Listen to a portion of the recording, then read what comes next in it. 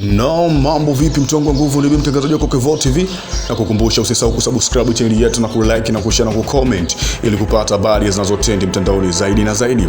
Bwana, Rose zilizobamba kabisa tunasemekana Zimbwe Junior bwana anatolewa kwa mkopo na Yanga Africa, na tunajua kabisa Zimbwe Junior ni mchezaji bora sana. Tangia alivyokuja pale Yanga Africa kujiunga nao, alikuwa ni mchezaji ambaye tegemezi na ambaye alitokiwa kukubalika sana na mashabiki kwa sababu uwezo wake unajulikana tangia alivyokuwa Msimbazi, na alikuwa mchezaji ambaye tegemezi klabu ya Msimbazi. Lakini atoingia tu pale Yanga Africa amekuwa ni mtu ambaye apati nafasi mara kwa mara, kwa sababu pale Yanga Africa kuna upinzani mkubwa sana wa kinamba. Kuna wachezaji mbalimbali ambao wana uwezo mkubwa sana, na tunajua kabisa sasa hivi Yanga wamepitia kidogo changamoto ya wachezaji ambao kidogo wachezaji waliochukua wameshuka viwango. Kwa hiyo dirisha kubwa wakaamua wafanye usajili wa kibabe. Dirisha kubwa wameamua walete namba ambazo zina uwezo mkubwa sana. Kwa hiyo sasa wanaamua wamtoe Shabalala kwa mkopo wampeleke Singida Big Star. Ndio umeona ni sehemu nzuri sana ya kwenda kujitafuta tena upya kwa mkopo kule Singida Big Star. Lakini kwa upande wa pili mwenyewe Shabalala bwana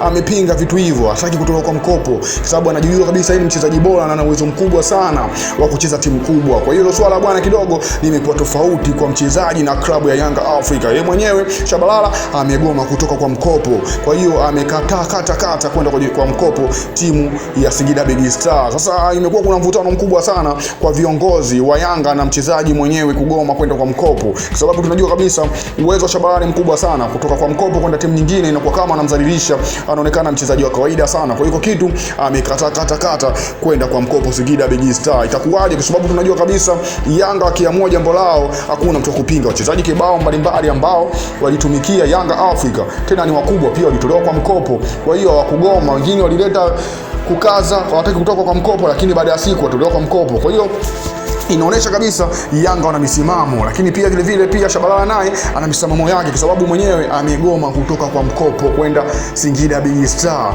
anataka endelee kubaki Yanga Africa. Umeona mvuto ulivyokuwa mkubwa sana. Itakuwaje? Atakubali Shabalala kutoka kwa mkopo ama la?